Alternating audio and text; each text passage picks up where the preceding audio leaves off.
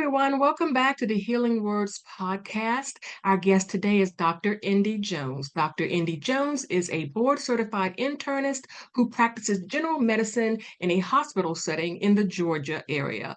She is also a wellness coach, author, and speaker. She goes far beyond treating emergencies and acute illnesses, however. She also helps women with their spiritual and mental well being. Dr. Indy, thank you for joining me today. Thank you for having me, Pamela. Okay, so tell me about your journey to becoming a doctor. Is that something you've always wanted to do? Is that something you knew you wanted to do as a child? Yes, absolutely. So this is something that apparently God wanted me to do because it's the only thing that was ever in my spirit, the only thing that ever came out of my mouth when someone asked me as far back as I can remember, like 5, 6 years old, what have you. And I took an indirect route to doing it, a little detour, but it was what God had in mind for me. So yes, this is something that He wanted me to do because I don't know Okay. where I would come up with that idea. So it had to be from Him. Okay, so as I mentioned in your intro, you go beyond the physical. You actually have moved into mental, emotional, and spiritual. Talk to me about that and the need for that. Okay, so the reason why that is so important to me is because my own life experiences and just that of taking care of my patients in the hospital, everything is intricately connected. I learned that through my science courses and again, life experiences and observation. So, for example, if I have a patient who comes in and their blood pressure's through the roof, blood sugar's through the roof, what have you, and maybe they already know they have these diagnoses, but they just don't take care of themselves. They're just, oh, I'm too busy or I'm too that, or they just have every excuse under the sun. Or when someone has an extreme upsetting emotional upset where it affects their heart and weakens their heart. So you can see where the mind, the emotional health is impacting either a person's decisions or just their body directly, and they end up in the hospital. Okay. All right. What are indications? Let's say someone is listening or watching this right now. What would be Mhm. some indications that perhaps their mental or emotional health is affecting their physical health? What would that look like? Indications, I guess, from a physician's perspective, if someone comes in and they're having symptoms and we're checking blood work, we're checking x-rays, CT scans, MRIs, whatever, we're doing a workup and we can't find a reason for those symptoms, I will oftentimes take the time to just dig a little deeper and, ask, are you under stress? I remember there was a gentleman a few years back who had collapsed, and he was under tremendous emotional stress prior to him collapsing. And so we were running tests for other things, but I kid you not, for the 2 or 3 days that he was in the hospital, it was like I had to be a psychiatrist and talking to him about his mental health, which is what precipitated him passing out and ending up in the hospital. Mm-hmm. So just And that digging deeper and just I try to look at my patients holistically. Like it's more than just numbers. It's so much more. Again, you cannot separate the mind, the body, and the spirit. They're intricately connected. They're always touching each other in some way or another. that sounds almost spiritual. Yes, very much so. Yes. Okay, so you offer wellness coaching, one-on-one wellness coaching to women. What Yes. what does that look like and what is the benefit of that? I'm glad you asked. Well, the benefit of having wellness coaching is that it empowers women and empowers them to take a laser focus on themselves because we as women, we're so adept at taking care of everyone else, often to our own neglect. And so sometimes there's just something, sometimes it's just for vanity reasons. Maybe they say, I don't like the way I look, I want to lose some weight. But when it's all said and done, after working with me or while working with me, they appreciate, again, keep coming back to that holistic nature. So why it's necessary for some people is it helps give direction, gives a plan, goals that are set, kind of taking you by the hand, reevaluating on a weekly or bi-weekly basis, however often we're meeting, and making adjustments. But again, it's empowering you. It's not telling you what to do, but it's coming alongside you with the knowledge that I had to help you have those aha moments, right? And then we can celebrate your wins together and just help you along that journey of achieving your goals. There was a time where I was doing group coaching, and that was really interesting because it was beneficial. One example, there was a woman who was diabetic and her blood sugar was getting low. I'm like, you need to tell your doctor to lower your medicine because you're eating better, right? So there, and then another client I had where she was just losing weight. I think she was pre-diabetic, and her blood pressure, high blood pressure. And her doctor said, I don't know what you're doing, but whatever you're doing, keep doing it. So it's an empowering process. It's an educational process, and it just helps people to get the results, because a lot of times we know what we need to do, but we don't know how, and we're just stuck. I think a lot of times if you're doing the internet doctoring, you're picking up Mm-hmm. information and habits and protocols that may not be healthy. What is this Ozempic thing that people are taking to lose Yes. weight? And then you have Mm-hmm. like these cabbage diets and this, that, and Mm-hmm. the other. Some of that can be more harmful than helpful. Yes, you're absolutely right. I'm glad you mentioned that, because that was on my mind, like with the Ozempic, which was designed for diabetics. And we live in this microwave society where we want a quick fix. And, one of the side effects of Ozempic is that you lose muscle mass. And at the end of the day, if you're not making lifestyle changes, I have two pillars: eating a healthy diet most of the time and moving your body, getting adequate exercise, and of course, reducing stress. But it's so simple that people, it's like we've been wired to reject the simple. We want a pill, we want a shot. But once you get to a certain point where whatever you've done to get to that point, you can't do it forever. And then you're left with your old mindset when you're just going back to the same old thing that you did before you took the quick fix, right? So it's not lasting. So until you deal with your mind, the way you think, and rewire your brain, which that's the other process, and with the coaching, I help people rewire their brains so that they can think differently and move differently. Because these quick fixes, they don't really fix. They just give you some temporary satisfaction, and then you're back to square one when you lose the motivation for doing even those quick things, because you can't sustain those fads for forever. Exactly. And it's so true what you say about the mindset, because there's a particular um there's someone that we all see on television Mm-hmm. for a while back who's had weight loss surgery, but then they just go right back and they pick it Mm-hmm. up again. Right. Right. Exactly. Okay, I saw something on your website that said that gave a meaning of definition of success that I would like you to speak about. Oh, It okay. says the success is a combination of motivation, a solid plan, Mhm. and accountability. And you need Yes. all three of those to have good health. Not Yes. just two. You can't get by on two or just one. You need all three. Well, that's a loaded question. Let me explain. So the first component, you have to have motivation, because if you don't, nothing's going to happen. And people are at different stages of change where they may be contemplating it, like, but until something happens, something clicks, nothing's going to happen. So you have to be motivated to work whatever process you create with whoever is helping you create it.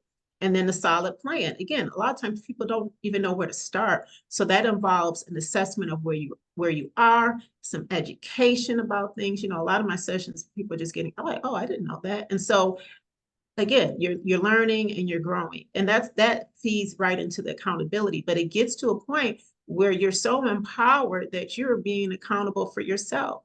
But Mhm. that again is a process. It doesn't happen overnight. Yep. So that's why those three components are very key in the beginning. Okay. Um, as a physician, what are some concerns that you have about the our current medical industry? Well, I think our current medical industry is flawed and forever will be, simply because not everybody has the same access. Mm. Particularly, disadvantaged populations, African American community, impoverished communities, uh, and then pharmaceuticals. So there are some, I'm big on taking the minimal amount of medication as prescribed, and hopefully, maybe you can get off of certain medications, but there are certain things that you really need to be on. But one of the biggest things that really angers me, again, is access. So when it comes to, for example, diabetes, people can't afford the premium insulin that they need, right? They can't afford it. And so how are they supposed to take care of themselves when they don't have the access that someone with good insurance has?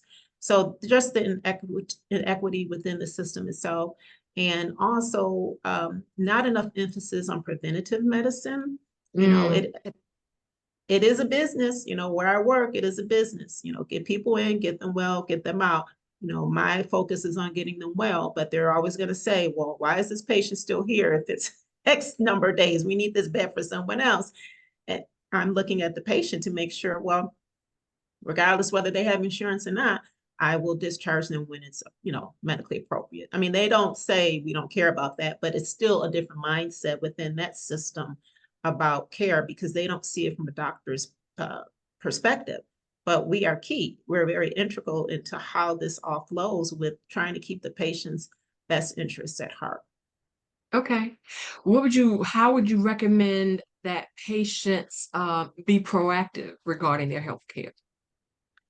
I recommend those two pillars, moving your body and eating Hmm. a healthy diet. Like just some basic stuff. If you can try your best to minimize eating processed foods, if you can get third minimum of 30 minutes of moderate exercise 5 days a week. So that's the general recommendation, 150 minutes of moderate exercise per week.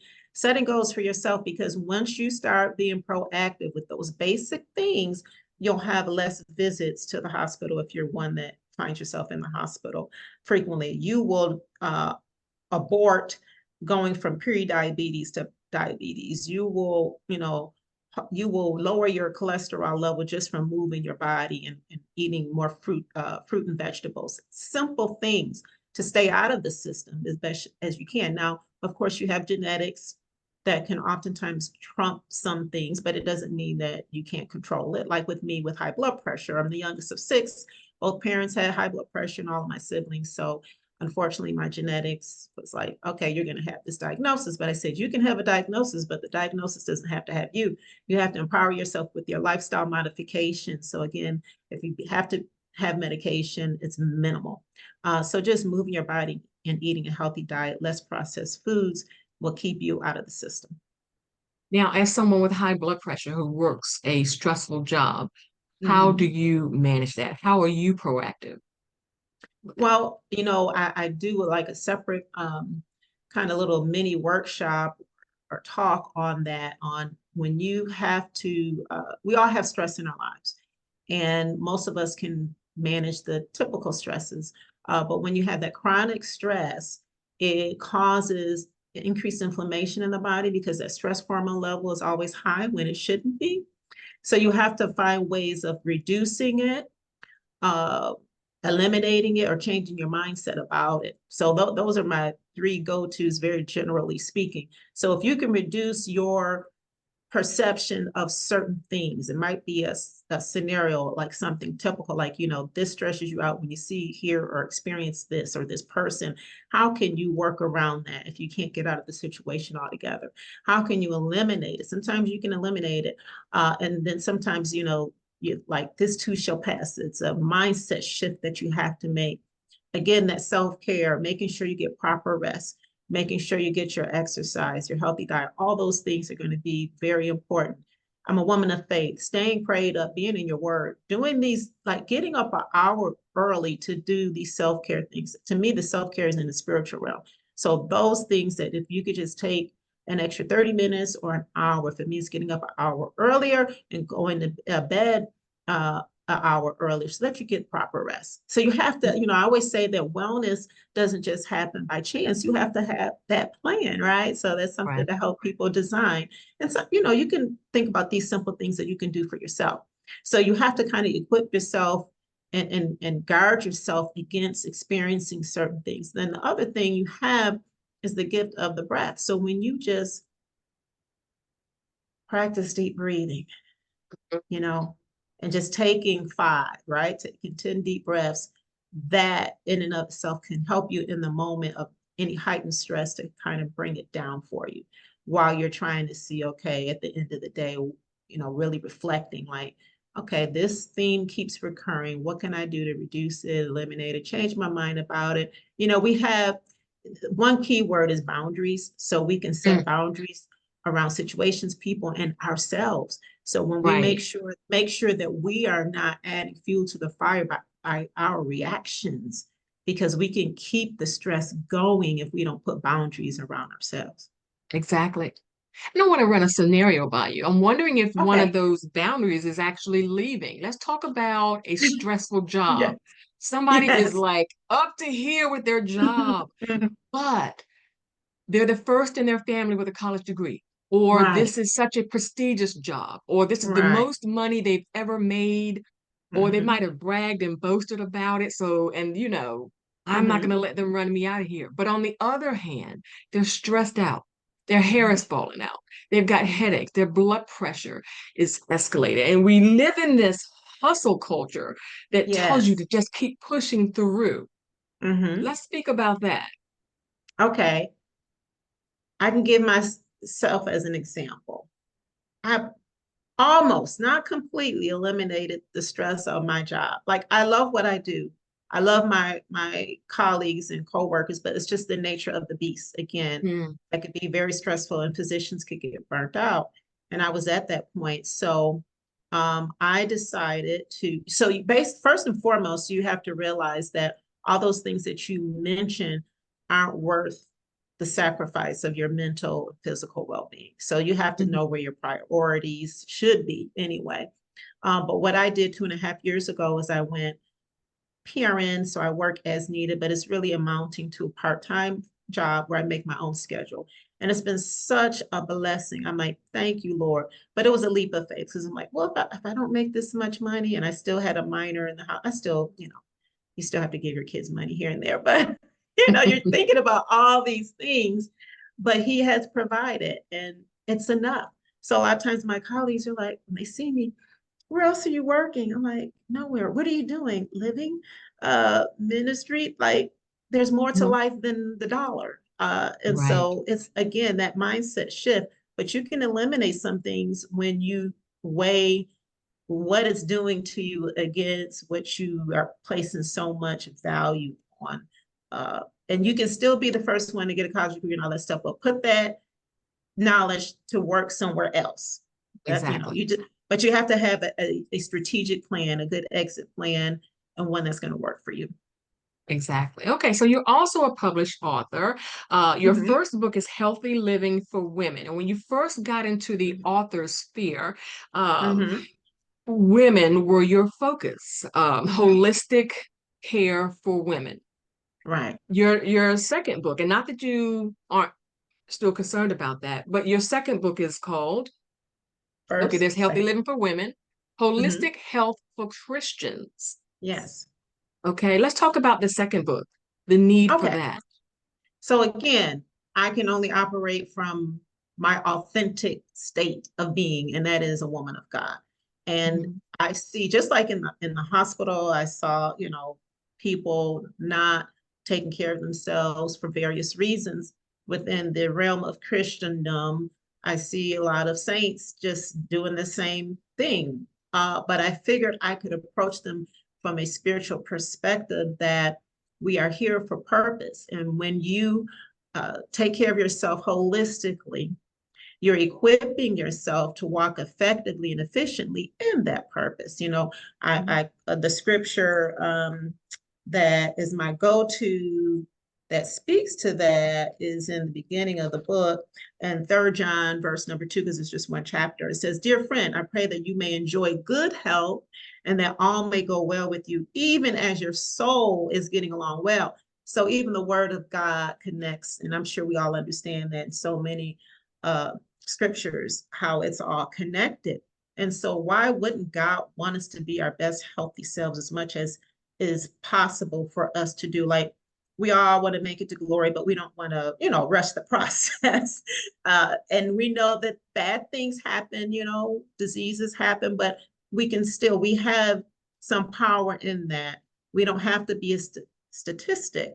There's things that we can do to optimize our health. And I just put it in a perspective that we're doing it to God's glory. So that's what the second book is all about.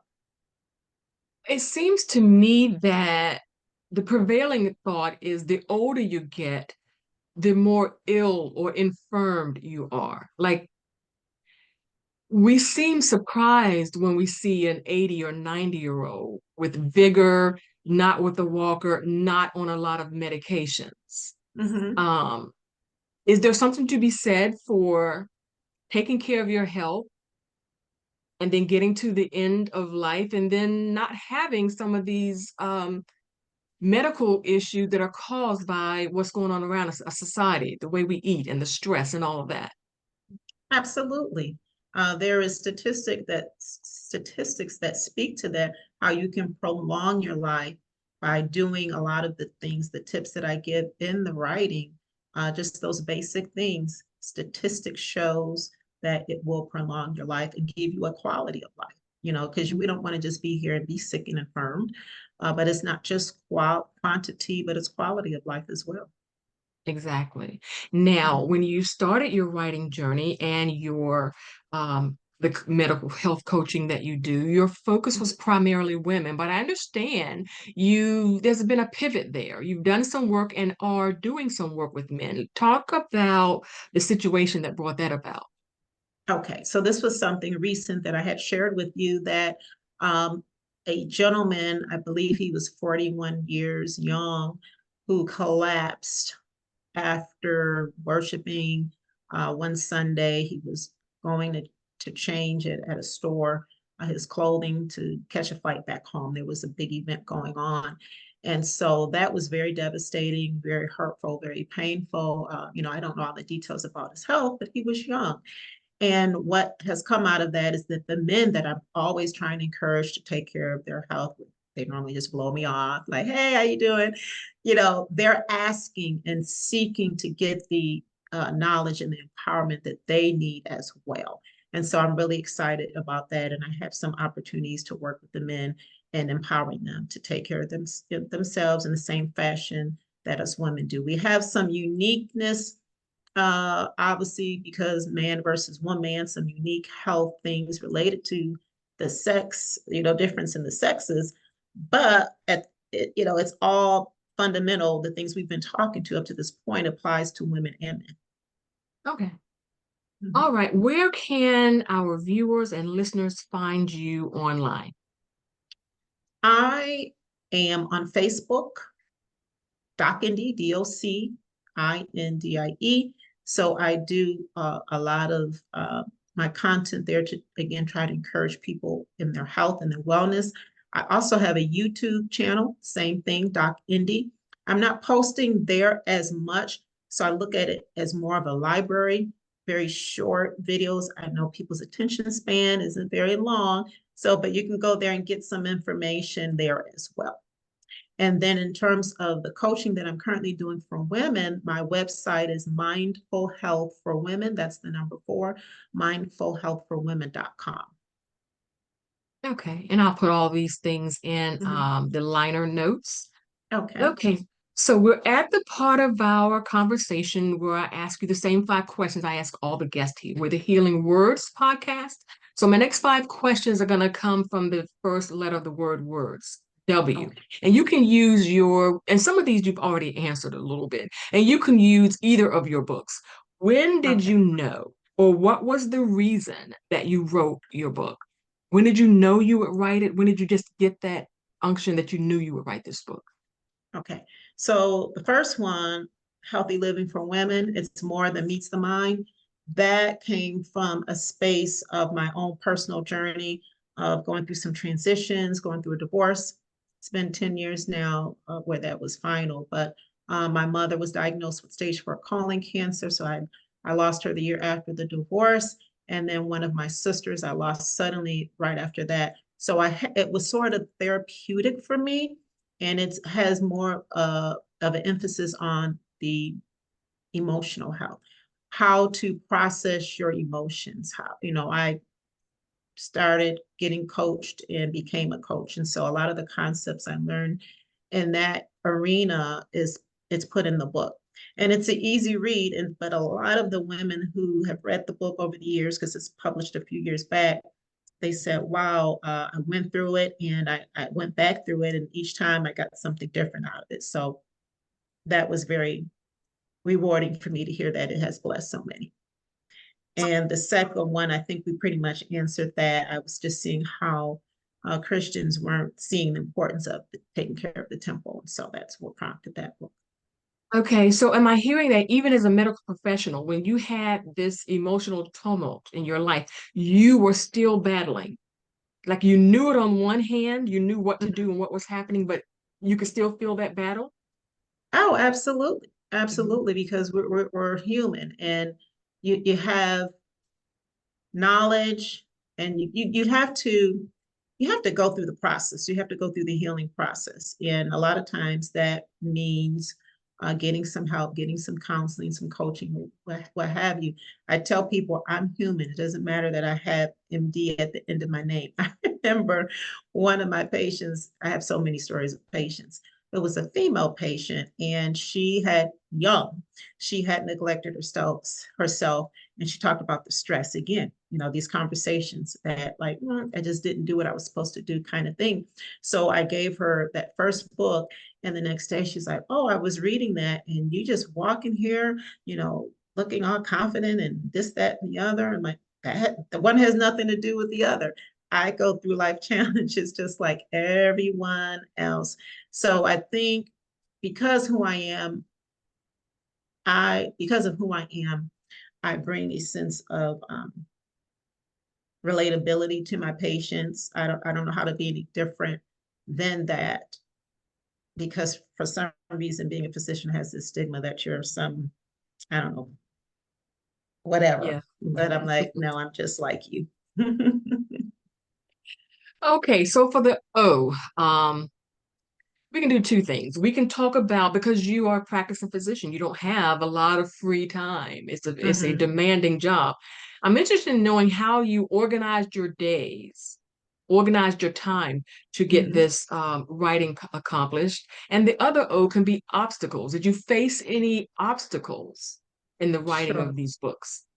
Okay. So in terms, you said, what was the first O? Organize. How did you Oh, organize your organize. time? Okay. I had a unique schedule then, and I guess I still do now. And so when I wrote the first book, it was a 7 on, 7 off type schedule. So I would just really, on my off weeks, really dive into it. But I would have obstacles with mental blocks.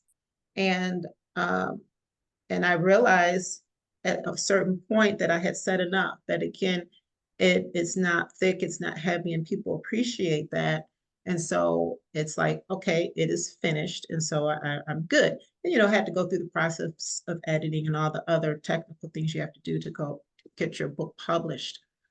So I would just say sometimes some mental blocks, but just being laser focused and just working at it a little bit at a time. So if it just meant an hour a day or what have you, until I just got to the point where, okay, I'm not sure what I want to say next. But getting like an outline ahead of time and just kind of filling that in, and getting feedback from other people to see, how much you have to rework something, or where you need to go next. Okay. Okay, the R is rear view. And a lot of times the people who come here, they've written a memoir, something about what they have grown through. And so the Mhm. question is, knowing what you know now, what would you tell your younger self? Like when you first learned that you had high blood pressure. Right. Ooh, what would I tell my younger self? So when I think in the context of what I've written, I really still go back to my first book. And what I learned is that uh, several things, that self-care isn't selfish, it's essential. I learned that it's important to process your emotions and not run away from them. Um, I also learned that I do love myself. I didn't know what that looked like. I learned how to, let me put it that way. I learned how to better love myself. I, I, I had I grew into the knowledge and the appreciation of who I am in Christ on a different level. Mm, That no matter what is or isn't happening in your life, you are no less valued in Christ. That's who my identity is in, and not relationship status, not anything. Any insecurities or whatever, they just go out the window when you know who you are in Christ. But that was a process. Like, you again, you know things, you can articulate concepts, but until you go through something, that's when you really know, do you know? exactly. And that's when you grow, if you allow yourself to. I want to go back to that loving yourself. So the loving yourself, the Mhm. self-care, we're obviously talking about more than nail polish and bubble bath. Yes, absolutely. Sounds like it's going to be a little bit deeper than that. Absolutely. It's funny you say that, because a lot of times people will reference those things. That's just pampering, right? And there's That's nothing just wrong pamper. with that, but Right, because we deserve to be pampered sometime, but right, do your work. right. Do the work. Do the work. And sometimes it's painful. Going back to the first book, I had a friend who, maybe two of them, they had to put the book down. It was triggering some things. And but then they allowed themselves at a certain point to get through it and found it very helpful. Sometimes I say in the book, sometimes you need therapy. You Mm. have to do the work. uh, you will benefit tremendously, even if you have the uncomfortable aspects of doing the work. That's taking care of yourself, right? um, that's what it's all about. So these books are self-help books. That's self-love right there. By working on you, by having the ability to really be honest with yourself, what your thoughts are, your thought process, what negative tapes you may keep playing, and how to work through coming up against that, so that those thoughts become less and less, and you're just empowered again in your faith, uh, to know that whatever you've been through doesn't define you. Whatever mistakes you've made, you've learned from them, and you just keep moving on. You're no less valuable to God, to your family, your friends, because we're still in this flesh. We haven't reached perfection, nor will we ever, even though we're just striving to be the best version of ourselves each day that we're gifted to still be breathing. I just want to mention that this inner healing talk, this, inner transformation, the Mhm. pain that is there, Right. because it's not light work, but I am finding it gets most painful like right before you get a breakthrough, when you're just sitting there like about to Hmm. lose your mind. Right. Yeah, yeah. And it's So more true. spiritual than we think it is. We think Mhm. it's psychological. We think it's emotional, but this is Mhm. so spiritual. It Yes, is it so is. spiritual. Absolutely. Absolutely. Okay, so for the D, I am wondering if, Hmm. particularly in your first book, because you're very vulnerable, Yes. um, were there some things you're thinking like, maybe I shouldn't, I don't know if I should put that in there. Were some things that you felt like deleting? Yes.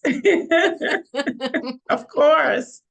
Of course. Absolutely. But God said, nope, keep writing.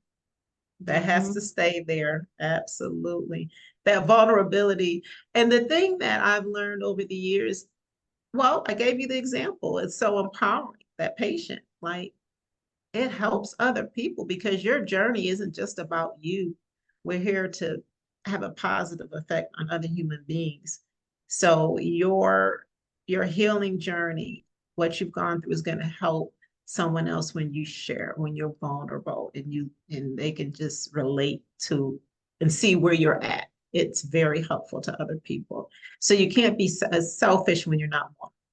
I'll say that. Right, right, Now, right. And you the can have one limits thing, to how you can have limitations to that, yeah, but there's a certain degree of vulnerability that's needed.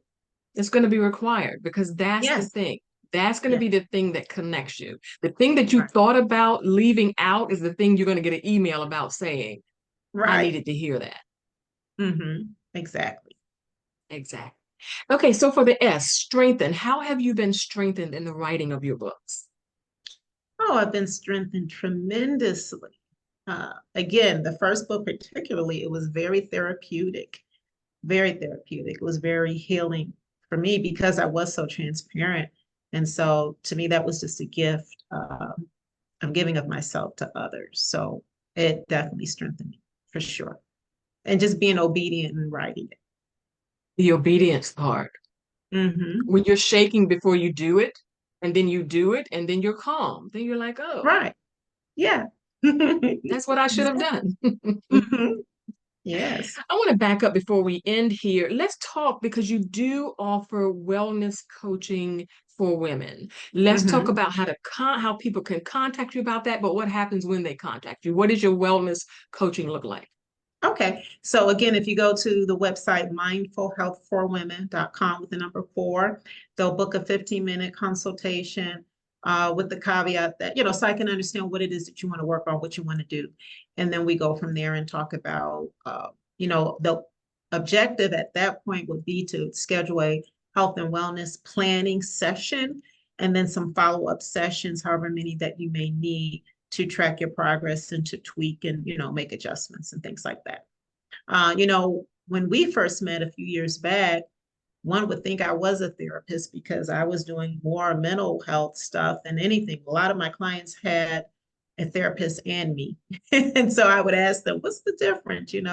I think maybe on my end, I try to extract from the theory to some practical things that you can do. I'm not saying that therapists don't do that, but maybe a little bit more of that. So it just depends on your objective. If you want to lose weight, right, and you just want to get healthy, that is more of what I'm focused on now. But you're going to get that mental health component because that's just who I am. I can't ignore it all. Yeah, I yeah. can't, so it's customized to the individual. One size doesn't fit all people. So whatever it is that you're trying to achieve from a physical health standpoint, I do incorporate the mental and the spiritual based on the individual that I'm working Okay. And is it an open time frame? Is it 6 weeks, 7 weeks, 4 months? Is how does that with. Well, it basically is a minimum of 3 sessions, work? but most people, it just depends on what you need to accomplish. It could be 4 weeks, 6 weeks, 12 weeks. It just depends. Okay, excellent. Yeah. Thank you so much, Doc Indy, for You're dropping by welcome. and chatting with us. This has been Mhm. wonderful. And thank you, everyone. I'll make sure I put Doc Indy's contact information in our lining notes, and I'll see you next time on the Healing Words podcast. Bye bye.